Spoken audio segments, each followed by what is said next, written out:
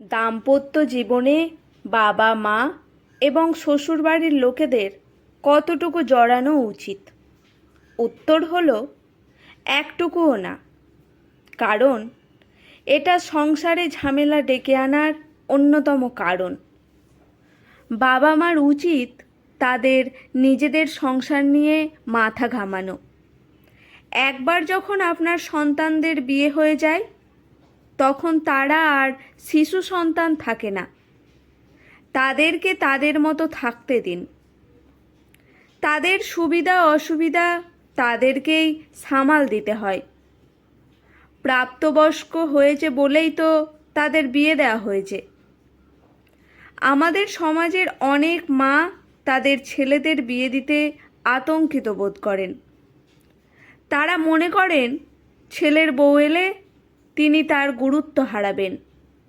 তাই ছেলের বউ ঘরে এলে তার সাথে এক ধরনের অলিখিত প্রতিযোগিতা শুরু হয়ে যায়। মনে রাখবেন, আপনি যদি আপনার ছেলের বউয়ের প্রতিযোগী হয়ে ওঠেন, আপনি হারলে তো হারলেনই, জিতলেও হারলেন। তাই এই পথ ছেড়ে দিন। ওদেরকে ওদের মতোই থাকতে দিন। তাদের দাম্পত্য জীবন, সাংসারিক কিংবা ব্যক্তিগত বিষয়ে কোনো প্রশ্ন করবেন না। তোমরা কি সুখী? এ ধরনের প্রশ্ন তো ভুলেও করতে যাবেন না। বাবা মা এবং শ্বশুর শাশুড়ি যাদের দাম্পত্য জীবনে অতিরিক্ত আগ্রহ দেখিয়েছেন, এমন কোনো সংসার আমি শান্তিপূর্ণভাবে টিকে থাকতে দেখিনি। একই সাথে নবদম্পতিদের বলছি, আপনাদের দাম্পত্য জীবন সম্পর্কে বাবা মার অতি উৎসাহ দেখতে পেলে তাদের নিরুৎসাহিত করুন। বিয়ে করার যথেষ্ট বয়স যখন আপনাদের হয়েছে, সমস্যা সমাধানেরও বয়স হয়েছে আপনাদের। সমস্যা হলেই যদি বাবা মার কাছে দৌড়াতে হয়, তাহলে ডায়পার পরে বসে থাকুন। আপনি আসলে সংসার করার জন্যই প্রস্তুত হননি এখনো। আপনার মা যদি আপনাকে ফোন করে বলেন, যখন তুমি তাকে এটা বলেছিলে তখন সে কি বলেছিল, তখন মাকে বলুন, সরি মা, ও আমাকে কি বলেছে সেটা আমি তোমাকে বলতে পারবো না। কথাটি হাসি মুখে এবং স্পষ্ট করে বলুন। আপনাদের সমস্যা আপনারা দুজনে মিলে সমাধান করুন। আমি বলছি না যে আপনার বাবা মাকে আপনি অবহেলা করবেন। তবে মনে রাখবেন, আপনার বিয়ের পরে আপনার জীবনসঙ্গী আপনার সবচাইতে বেশি মনোযোগ পাওয়ার দাবি রাখে। গুরুত্বপূর্ণ বিষয় হলো, প্রত্যেককে যার যার অবস্থানে রেখে আপনাকে আলাদা আলাদাভাবে সম্পর্ক রক্ষা করে চলতে হবে। একইভাবে যখন সন্তান হবে, তখন সন্তানদের সাথে সম্পর্কের বিষয়টিও ভাবতে হবে। আমি অনেক দম্পতিকে দেখেছি যারা সন্তানের পেছনে এত সময় ব্যয় করে যে নিজেরাই নিজেদের কাছে যেন অচেনা হয়ে পড়ে। ফলে একসময় একে অপরের থেকে দূরে চলে যায়। বিয়ের পর এসব নানা রকম সম্পর্কের প্রত্যেকটি যথাস্থানে রেখে সামাল দিয়ে চলতে পারাটাই মানসিক পরিপক্কতা। এ প্রসঙ্গে আমাদের সমাজে প্রচলিত অ্যারেঞ্জ ম্যারেজ নিয়ে দুটো কথা বলবো। বিয়ে কি আসলে অ্যারেঞ্জ করা হয়? আসলে এটা হলো অধিক উপযুক্ত যুগল খুঁজে বের করার চেষ্টা বা অ্যারেঞ্জ করা। আমার মনে হয় পরিবারের বৃহত্তর স্বার্থে এটি একটি উত্তম পদ্ধতি।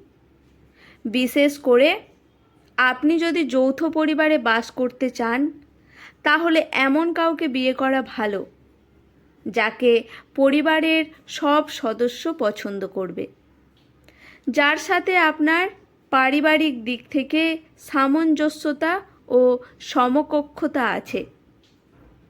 বিয়ের জন্য তাকে বেছে নেওয়াটাই উত্তম। বিয়ে মানে মানিয়ে চলা।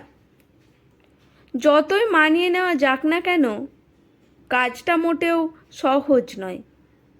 তাই যত কম মানিয়ে নিতে হবে ততই ভালো।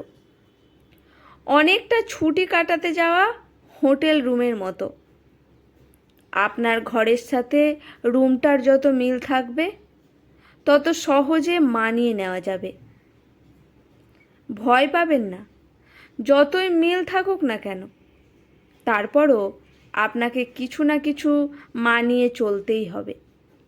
তাই সেটা যত কমিয়ে নেওয়া যায় ততই ভালো। এত কিছুর পরও একটা অনিবার্য কথা হলো, সন্তানের মতামত না নিয়ে বাবা মা এবং পরিবারের উচিত নয় শুধু নিজেদের মন মতো বিয়ের আয়োজন করতে যাওয়া। সন্তানকে চাপ প্রয়োগ করে বিয়ে দিতে যাওয়া অত্যন্ত মূর্খতা এবং বোকামি। এটা নিঃসন্দেহে পরিবর্তকালে গোটা পরিবারের জন্য দুঃখ যন্ত্রণার কারণ হয়ে দাঁড়ায়। ছেলে মেয়ে উভয়ের কাছে পরস্পরের বিস্তারিত তথ্য তুলে ধরে তাদেরকে নিজেদের মতো বাছবিচার করতে দিন। যদি তারা একে অপরকে পছন্দ করে এগিয়ে যায় তাহলে তো খুবই ভালো, আর যদি তারা মনে করে এগোনো ঠিক হবে না তাহলে আরও ভালো।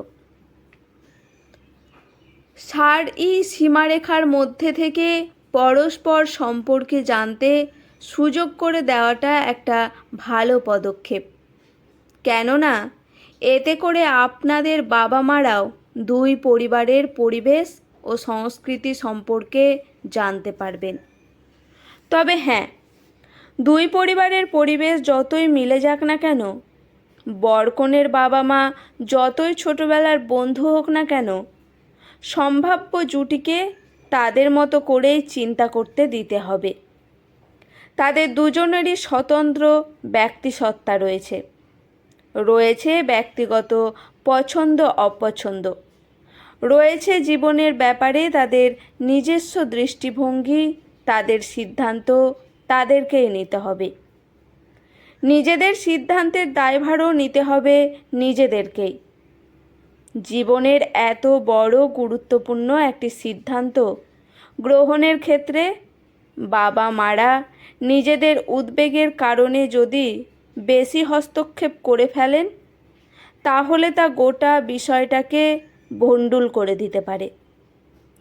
অতিভদ্র যেসব অনুগত সন্তান সিনেমার ডায়লগের মতো বাবা মাকে বলে, তোমরা যাকে পছন্দ করবে আমি তাকেই বিয়ে করব, এদেরকে আবার নার্সারিতে পড়ানোর জন্য ফেরত পাঠানো উচিত। কারণ জীবনের অন্যতম গুরুত্বপূর্ণ সিদ্ধান্তের ব্যাপারে ভেবেচিন্তে সিদ্ধান্ত নেওয়ার মতো পরিপক্কতা এখনও তাদের আসেনি। এমন আনুগত্য সবসময় ভালো ফল বয়ে আনে না। হয়তো এক সময় দেখবেন আপনার এই অনুগত সন্তানই একদিন আপনার সামনে তালাকনামা নিয়ে হাজির হয়ে বলবে। তাদের এই ধ্বংসের জন্য আপনারাই দায়ী। আমার ব্যক্তিগত মতামত হচ্ছে, বিয়ে করার মতো গুরুত্বপূর্ণ বিষয়ে যে নিজে থেকে সিদ্ধান্ত গ্রহণ করার মতো ক্ষমতা রাখে না, নিজের সিদ্ধান্তের দায়ভার যে নিতে পারে না, সে আসলে বিয়ে করার জন্যই প্রস্তুত নয়।